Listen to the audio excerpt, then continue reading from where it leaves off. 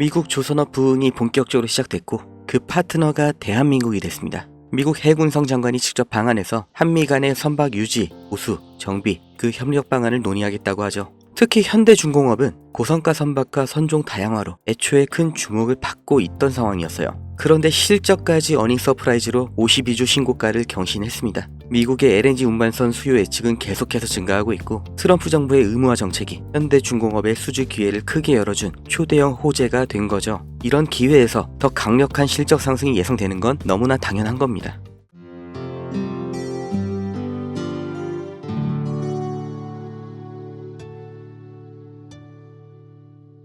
투자하기 정말 어려운 때입니다. 나스닥을 포함한 글로벌 증시는 방향을 잃었고 초대형 기업들도 매일매일 튀어나오는 호재와 악재에 급등과 급락을 반복하고 있는 전에 본 적 없는 혼조세를 보이고 있죠.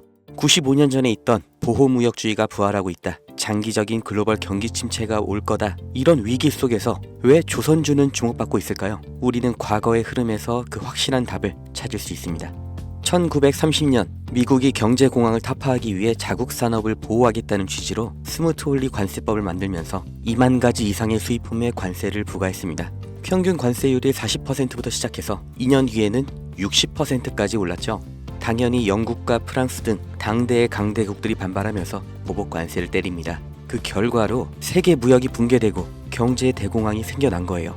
이때 전 세계가 배웠죠. 보호무역이라는 게 전 세계의 경제를 침체시키는구나. 그래서 1947년 가트가 출범하면서 관세 철폐가 시작됩니다. 그리고 1995년 다들 아시는 세계무역기구 WTO가 창설됐죠. 이후 2000년대 시끄러웠던 한미 FTA 등 세계적인 자유무역으로의 흐름을 우리는 모두 겪었습니다. 그리고 이 사이에 경공업에서 중공업, 그리고 반도체로 이어지는 제조업의 테크트리를 완벽하게 완성한 대한민국, 그리고 이걸 그대로 따라한 중국이 엄청난 경제 성장을 이룰 수 있던 겁니다. 중국은 여기에 13억이라는 내수 시장까지 더해져서 말 그대로 전 세계의 공장이 된 거죠. 그리고 이런 흐름이 불만스러운 게 바로 미국인 겁니다. 제조업, 그 중에서 기술 집약 산업은 동북아시아, 그 아래 산업은 동남아시아로 넘어가면서 산업, 다시 말해 일자리를 다 빼앗겼다고 생각하는 거죠. 그걸 되찾아오겠다고 말을 하는 게 미국의 서민들의 마음을 대변해 주는 게 바로 트럼프인 거예요. 미국 대통령이, 그리고 백악관의 참모들, 정말 세계 최고의 인재들이 지식이 없어서 아니면 다 같이 동시에 미쳐서 관세 전쟁을 만든 게 절대 아니라는 거죠. 다 같이 잘 살자라는 자유무역주의를 깨고 우리만 잘 살겠다, 그러니까 우리로 들어와라 하는 겁니다. 25년 4월 2일 트럼프가 해방의 날 선언을 합니다. 세상에서 가장 힘세고 자유로운 미국이 어떤 해방을 말하는 걸까요? 경제 해방, 바로 다 같이 잘 살기 위해 제1강대국이 품어야 했던 희생, 바로 국가 부채로부터 해방하겠다는 거죠. 이게 과연 성공할 것인가는 알 수가 없지만 이 일련의 흐름의 결과, 이건 우리가 확실히 알 수가 있고 실제로 지금 눈앞에 닥친 일입니다. 그게 바로 제조업의 이전이죠. 해방의 날 선언 이전에도 트럼프는 글로벌 기업들에게 미국 내에서의 공장 설립, 투자 확대를 요구해왔고 이제는 대놓고 미국에서 만들어라, 아니면 관세 폭탄을 맞아라, 양자택일을 요구하고 있습니다. 그러나 현실적으로 이게 얼마나 갈지, 그 결과가 어떻게 될지 예측이 안 되는 관세 전쟁이기 때문에 정말 모든 기업이 미국으로 가는 건 불가능하죠. 그렇기 때문에 그 대안, 동남아시아로의 이전을 서두르는 기업들이 생겨나고 있습니다. 그리고 유럽에서도 위기의식을 느끼면서 제조업의 부활을 준비하고 있죠. 결국 전 세계 제조업이 재편이라는 몸살을 앓게 되었는데, 사람이 몸살을 앓게 되면 반드시 일어나는 현상이 있죠. 바로 면역 반응입니다.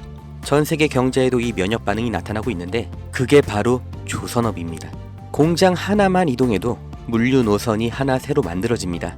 해항로, 이건 다시 말해 신규 선박 수요를 의미하죠. 그렇기 때문에 트럼프의 선박 구매 언급은 이미 예정되어 있던 수순입니다. 아니, 이미 알고 있었기 때문에, 본인이 할 거기 때문에 해방의 날 전부터, 그리고 지금도 중요하게 언급을 하고 있는 거죠. 백악관에서도 이미 인지하고 있는 겁니다. 향후 선박의 비중 확보하는 만큼 이제 재편되는 세계 경제와 물류에서 더 유리한 위치를 확보한 채로 경쟁을 할 수 있다는 거예요. 그리고 언제나 세계적인 위기 속에서 벼락부자들, 새로운 글로벌 기업들이 출범했던 것처럼 지금의 관세 전쟁에서도 이 성공의 냄새를 맡은 사람들이 있죠. 국내에서도 현대미포조선을 비롯한 조선주들이 급격한 관심을 받게 된 게 이 미중 무역 갈등 시점부터인 걸 보면 명확하게 확인할 수 있는 겁니다. 전 세계가 무역 전쟁에 빠질수록 물류는 더욱더 복잡해지고 조선업은 그보다 더 바빠집니다. 이 무역전쟁, 제조업에는 악재일 수 있지만 조선업은 오히려 공급망 재편이라는 정말 30년 만에 한 번 오는 이런 기회의 핵심 수혜산업인 거예요. 그리고 가격을 보면 알 수 있는데 장기적인 횡보를 거쳤던 국내 조선주들 급등이 나온 지금도 여전히 저가 매수의 구간에 있습니다. 2025년 조선업의 슈퍼사이클이 지금 열린 겁니다. 무역전쟁 속 가장 확실한 기회를 잡으실 분들, 그 방법을 알려드리기 전에 저는 어떤 유무형의 대가, 멤버십 가입 아무것도 요구하지 않는다는 거 먼저 확인시켜 드립니다. 제게 오는 연락 중에 30% 이상이 유료 리딩방 업자, 종목만 빼가서 저를 사칭해서 금전 요구하는 사람들 계속해서 문자로 제보를 받고 있기 때문에 이 오는 연락들 일일이 수작업으로 확인한 다음 어떤 대가도 요구도 없이 드리고 있습니다. 답변 순차적으로 드리니까 아주 조금만 기다려 주시면 되고 010-2290-8285 여기로 기회 이렇게 문자 보내신 분들은 지금 조선업에서 가장 주목을 못 받은 그러나 급등 그리고 장기 우상향을 제가 기대하고 있는 그 기업의 정보를 문자로 드릴 거고 함께 이렇게 문자 보내주신 분들 시황과 경제 흐름, 종목 정보 공유하는 방 그 링크를 드릴 겁니다.